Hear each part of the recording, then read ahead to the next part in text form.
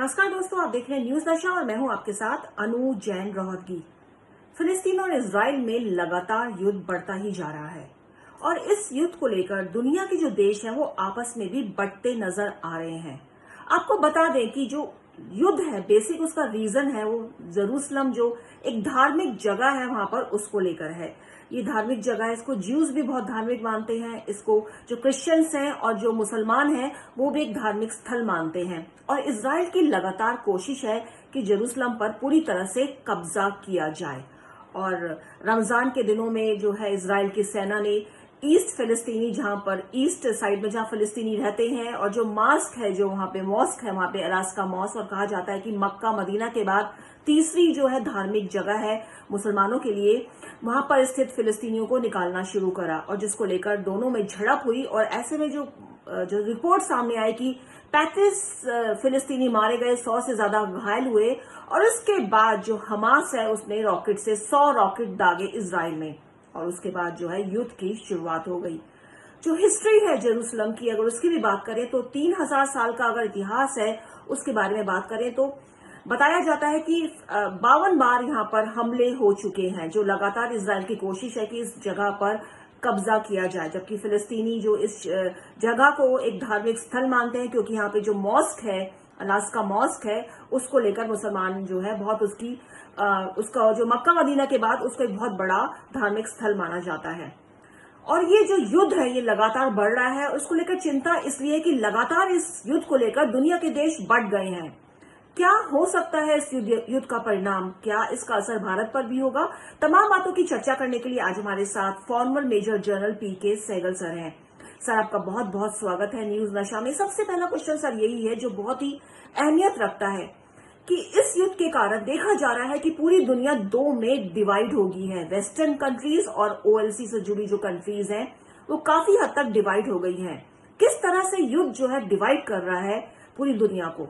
जब से इसराइल की स्थापना हुई है यूनाइटेड स्टेट्स जो है हमेशा ही इसराइल के साथ खड़ा रहा है। इस समय भी यूनाइटेड नेशन सिक्योरिटी काउंसिल में 3 बारी इसके ऊपर बातचीत हुई है, लेकिन उसकी रेजोल्यूशन को यूएस ने ब्लॉक कर दिया है। वेस्टर्न वर्ल्ड जो है वो भी एक किस्म से पक्ष ले रही है इसराइल का। जहाँ तक ओआईसी कंट्रीज हैं 57 कंट्रीज, वो तमाम कंट्रीज एकजुट होकर इसराइल को कंडेम कर रही हैं और कह रहे हैं उनका जो बारबेरिक रिएक्शन है वो डिस्प्रोपोर्शनेट है और इसको बंद किया जाए। लेकिन जब ओआईसी की मीटिंग हुई तो ओआईसी के बीच में खुद डिवीजन हो गई। कुछ कंट्रीज जो ओआईसी के हैं उन्होंने कहा Saudi Arabia, UAE, Bahrain, Morocco वगैरह जिम्मेदार हैं क्योंकि उन्होंने दोस्ताना रिश्ते कायम किए हैं और उसी के बदौलत इसराइल को ताकत मिली है इस माफी की कार्रवाई करने की। तो जैसा कि सहगल सर ने बताया कि इस युद्ध में जो यूनाइटेड नेशन है वो पूरी तरह से इसराइल को सपोर्ट कर रहा है और जो ओएलसी देश है वो काफी हद तक फिलिस्तीन के फेवर में, लेकिन उनमें भी डिवीजन हो गया है। तो इस युद्ध ने दुनिया को भी बांट दिया है।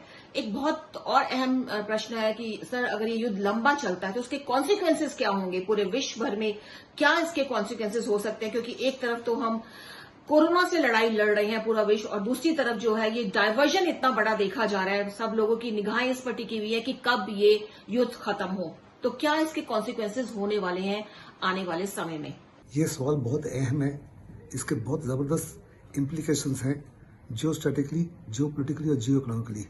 इस समय सारी दुनिया जो है वुहान वायरस से पीड़ित है। जियो स्ट्रेटेजिकली फोकस जो है दुनिया का यहाँ से उठ के बजाय चाइना से उठ के इधर आ जाएगा, जिसका फायदा चाइना को होगा। जहाँ तक जियो पोलिटिकल का ताल्लुक है, इसके बदौलत दुनिया जो है डिवाइड हो रही है। खास करके टर्की, पाकिस्तान और मलेशिया, इंडोनेशिया बड़े पैमाने पर इसराइल को हर प्रकार की धमकी दे रहे हैं। और जहाँ तक जियो इकोनॉमिक्स का ताल्लुक है, दुनिया की इकोनॉमी पहले ही बर्बाद हुई है। ऑयल प्राइसेस बढ़ जाएंगी और जीडीपी दुनिया की गिर जाएगी, हिंदुस्तान की इकोनॉमी और बैठ जाएगी। तो जैसा कि सहगल सर ने बताया कि इस युद्ध के कारण जो है तो जो मेन फोकस हमारा होना चाहिए कोरोना वायरस से निपटने के लिए पूरी दुनिया का, वो अब डाइवर्ट हो गया है। इस युद्ध को लेकर सब चिंतित है, सब चाहते हैं ये युद्ध रुके, तो डाइवर्जन आ गया है।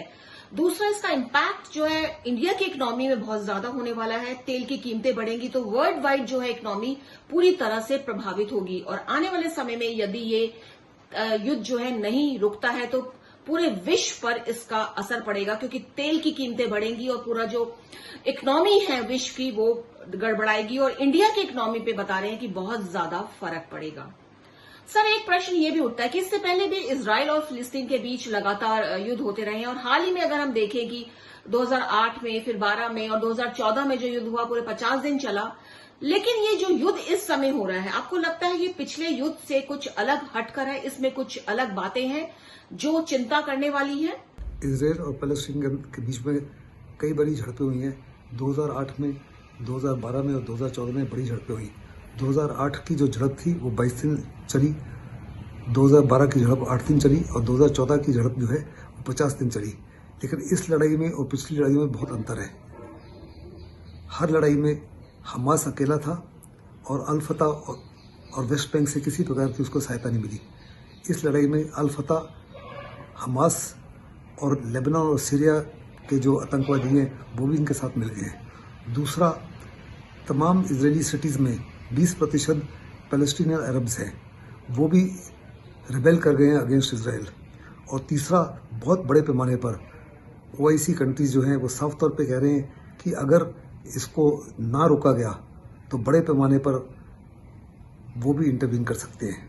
और मुझे लगता है कि आने वाले समय में ये एक तरह का और सीरिया की तरह अखाड़ा बन जाएगा, जहाँ प्रॉक्सी वॉर शुरू हो जाएगी, ईरान, टर्की और Pakistan on one side and Israel and certain western countries on the other side. तो जैसा कि सहगल सर बता रहे हैं कि ये युद्ध कुछ अलग हटके है, बहुत ज्यादा डेंजरस है, क्योंकि पहले हमास सिर्फ अकेला था जो इजराइल के अगेंस्ट युद्ध लड़ता था पिछले युद्धों में, लेकिन इस समय देखा जा रहा है कि सीरिया और जो संगठन है, आतंकवादी संगठन है, वो भी हमास के साथ जुड़ गए। यहां तक कि तुर्की, पाकिस्तान ने तो खुल करके समर्थन करना शुरू कर दिया फिलिस्तीनियों का, और कई OIC के कुछ देश जो है, बहुत से देश हैं, वो समर्थन में खड़े हो गए फिलिस्तीनी के कि बार्बिक जो अटैक है ये खत्म किया जाए। और आपने सुना भी होगा, देखा भी होगा कि अमेरिका से लेकर कई देशों में जहां फिलिस्तीनी रह रहे हैं, उन्होंने जबरदस्त वहां पे प्रदर्शन करने शुरू कर दिए हैं इस युद्ध के विरोध में, और इसराइल की जिस तरह से बार्बरिक अटैक फिलिस्तीन पर कर रहा है। तो ये जो युद्ध है ये कुछ अलग है और ये ज्यादा डेंजरस है, क्योंकि इसमें बहुत सारे देश एकजुट होकर के फिलिस्तीन को सपोर्ट कर रहे हैं और कई आतंकवादी संगठन भी इस युद्ध में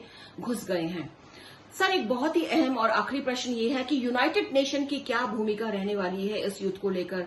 क्या कर रहा है कि ये युद्ध जल्दी से जल्दी खत्म हो? कुछ ऐसी बैठकें हो रही हैं, कुछ ऐसी मीटिंग हो रही है, कुछ ऐसी नीतियां बनाई जा रही हैं कि जिससे लगे कि कोशिश हो रही है कि ये युद्ध जो है खत्म हो?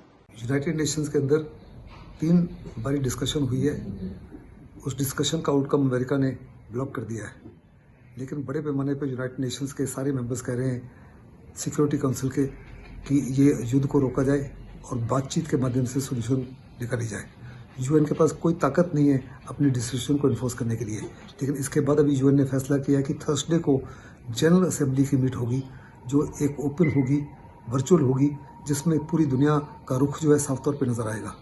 तो जैसा कि सहगल सर बता रहे हैं कि यूनाइटेड नेशन की पूरी कोशिश है, मीटिंग होगी, लेकिन जो 2 देश हैं, जैसे कि अमेरिका अड़ंगा लगा रहा है और कई देश हैं जो वेस्टर्न कंट्रीज है वो पूरी तरह से सपोर्ट कर रही हैं इजराइल को और अड़ंगा लगा रही हैं, और यूनाइटेड नेशन की कोशिश है कि ये युद्ध खत्म हो। और दोस्तों, जरूरी भी है कि ये युद्ध खत्म हो, क्योंकि जिस तरह के हालात से हम जूझ रहे हैं इस समय, कोरोना ने पूरी तरह से पूरे देश, पूरे विश्व को तबाह कर दिया है, इतनी लोगों की जानें ले ली हैं, पूरी इकोनॉमी वैसे ही बैठी हुई है। आने वाले समय में बेरोजगारी बढ़ेगी, किस तरह के हालात होंगे उससे हम जूझेंगे, या जो युद्ध के कारण जो रिजल्ट सामने आएंगे उससे हम जूझेंगे। तो बहुत जरूरी है कि ये युद्ध जो है खत्म हो, और जो इंडिया का स्टैंड है बहुत अच्छा स्टैंड है। इंडिया ने कहा है कि पूरी 2 नेशन बातचीत हो, इस समस्या का हल हो, और इंडिया भी जो है फेवर में है कि फिलिस्तीनी को जो है इंडिपेंडेंट जो है एक देश का दर्जा दिया जाए, जिससे समस्या का जो है समाधान हो, जड़ से समस्या का समाधान हो। तो इंडिया भी चाहता है कि 2 नेशन टॉक शुरू हो और इसका समाधान हो। उम्मीद है दोस्तों कि जिस तरह से कोशिश हो रही है, भारत भी कोशिश कर रहा है और देश भी कोशिश कर रहे हैं कि ये युद्ध खत्म हो। उम्मीद है जल्दी ये युद्ध खत्म होगा और हम सब मिलकर, पूरा विश्व एक बार फिर सब मिलकर हम कोरोना के साथ जो लड़ाई है उसको जारी रखेंगे, और उम्मीद करते हैं आने वाले समय में ये युद्ध खत्म होगा। दोस्तों, न्यूज नशा के जरिए कोशिश रहती है आपको नए नए सब्जेक्ट पर आपको जानकारी दी जाए, और ये जो इम्पोर्टेंट था ये मुद्दा, इस पर बातचीत करनी बहुत जरूरी थी, क्योंकि युद्ध लगातार चल रहा है, इतने लोगों की जानें जा रही हैं, तमाम तरह के नए नए हथियार यूज हो रहे हैं इस युद्ध में, जो वैसे भी भयंकर हानिकारक है। दो देशों के बीच जब युद्ध होता है तो वो दो देश के बीच में नहीं रहता है, वो पूरे विश्व का युद्ध बन जाता है, हर तरह से बन जाता है। एनवायरमेंटली हम डैमेज होते हैं, हम इकोनॉमिकली डैमेज होते हैं, हम और तरह से हम जो मौतें होती हैं वो उसके कारण भी जो है विश्व भर के लोग जो है अलग अलग देशों में रहते हैं, तो बहुत से नागरिक और देशों के मारे जाते हैं। तो जब दो देशों के बीच युद्ध होता है तो दो कंट्री का न रहकर पूरे विश्व का रह जाता है, और यही फिलिस्तीनी और इजराइल के बीच में हो रहा है। तो उम्मीद है ये युद्ध जल्दी खत्म होगा, और आप हमारे साथ बने रहिए न्यूज नशा के साथ, जिसकी पूरी कोशिश रहती है आपको हर अपडेट जानकारी देने की। आप देखते रहिए न्यूज नशा, आदत हर खबर की।